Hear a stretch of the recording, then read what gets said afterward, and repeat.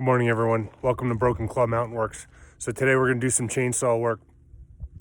So living up here in the mountain, we heat the house and all of our hot water with this wood burning boiler in the back.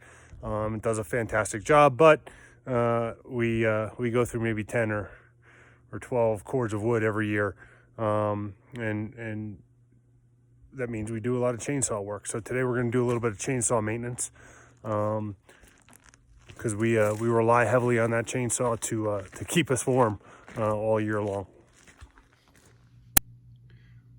All right, folks, a well-maintained chainsaw chain is going to significantly extend the life of your product, and you're going to get a whole lot more use out of it than you would if you don't bother to sharpen your chain. So let's take a look at what that chain looks like, the difference between a new chain and an old chain. So here we have a new chain, and we'll notice that cutter right there, and that cutter right there, and that cutter right there. How much meat is on those? How much metal is there? And let's take a look at an old chain for comparison.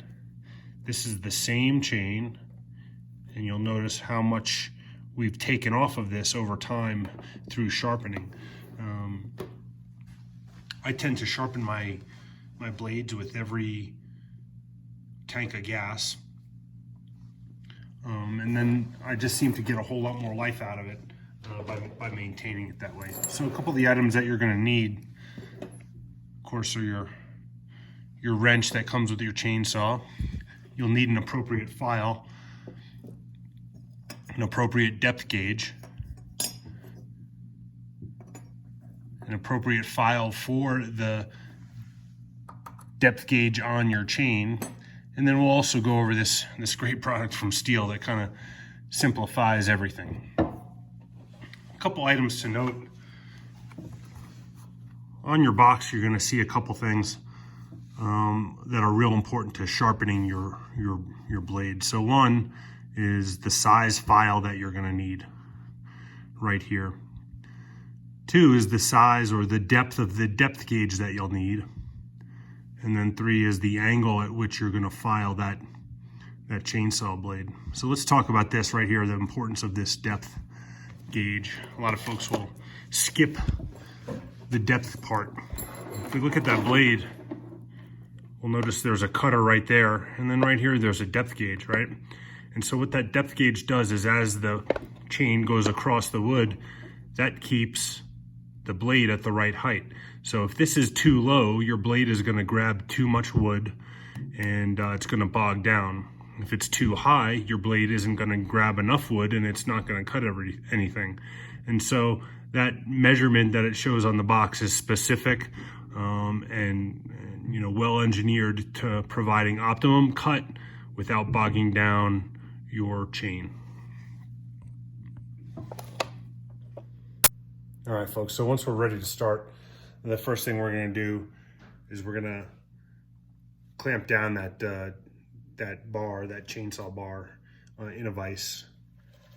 And we've got to make sure that once we do that, we can still rotate our blade all the way around, okay?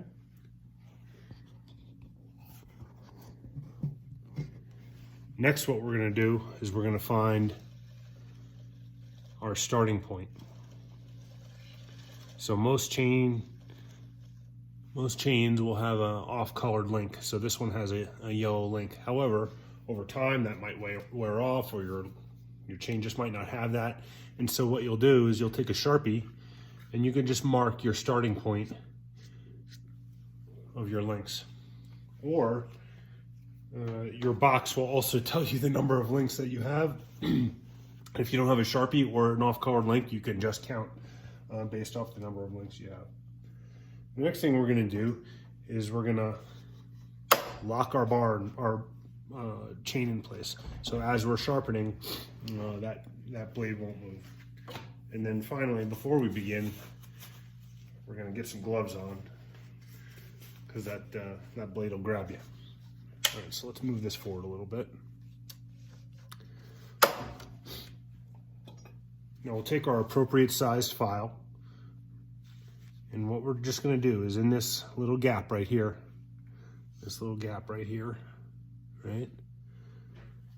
We're gonna start with our starting link, and you'll notice that this link is angled this way. We're gonna stick our file right in that gap at the appropriate angle, and oftentimes this file will have, I don't know if you can see that, we'll have some lines that show the appropriate angle. We're gonna just stick it right in there at the appropriate angle, and we're gonna give it 4, maybe 5 passes. Notice that we keep it straight and parallel to the ground, right? And at that angle. We're not gonna angle it this way or this way, just like that. 4 or 5 passes, some nice pressure back towards you, so that what we're really doing is sharpening this portion of the blade, and once we've given it 4 or 5 passes, we can rotate again.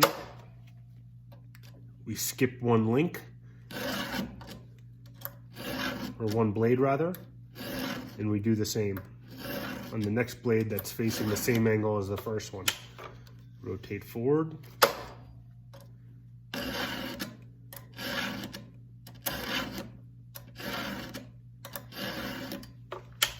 Skip a blade.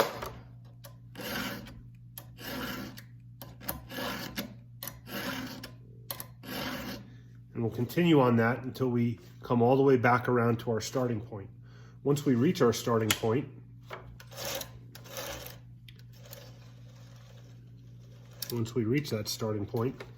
so here was our first link, now we can switch sides, right?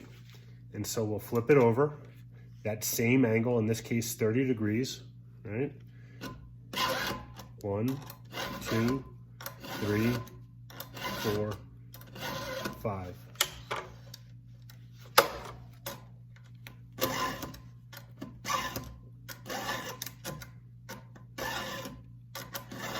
And we'll get all those links that we're facing the other direction. Now, once we've sharpened every one of those links facing both ways, it's time to make sure that that depth gauge on each one of those links is at the appropriate height. And so I have 2 depth gauges here. Both of them are the right height for this particular chain. And you'll notice it's got a little ridge there and a little gap. This is a well-used one. And so what we're just gonna do is we're gonna place that over the link in front of and behind of the one that we're intending to sharpen or to file. Let's take a look at that. And so what you'll see then is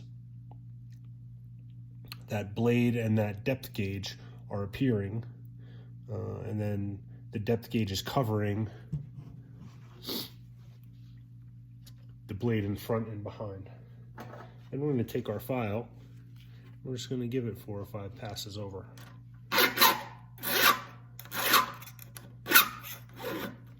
There we go. And you'll just continue that on every single link all the way down.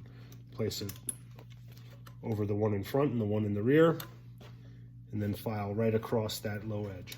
Now, you might have a different one that looks similar to this. This one doesn't cover 2 links as it gives you the depth on one. This one just covers 1. And so what we'll do is we'll place that directly over the blade for the depth gauge that we're going to file. And so that depth gauge is appearing right there. We'll hold that firm in place. And we'll just file like that.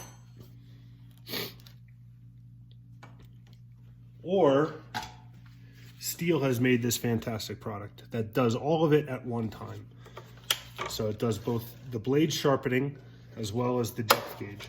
And you'll notice it's got the file for the blade, and then directly in front of it, it's got the file for the depth gauge. And again, this isn't universal. This is specific to a specific size file for the blade and a specific depth for the chain. And so you got to make sure you purchase the correct one, but if you do, it makes life much easier. So it's really the same process. We'll stick that chainsaw blade file on top of the blade, and we'll hold this at the appropriate angle, and we just come straight across. That's pretty slick, isn't it? It does both at the same time, and it'll save you a lot of time in sharpening your blade. Once you get good at this, it takes about 5 minutes to sharpen a blade. It's really nothing.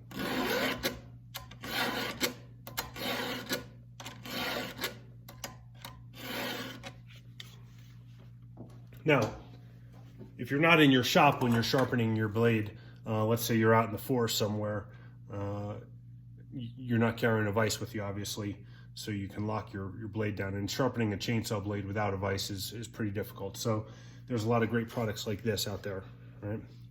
And this is just a field expedient vise. And what you can do with this,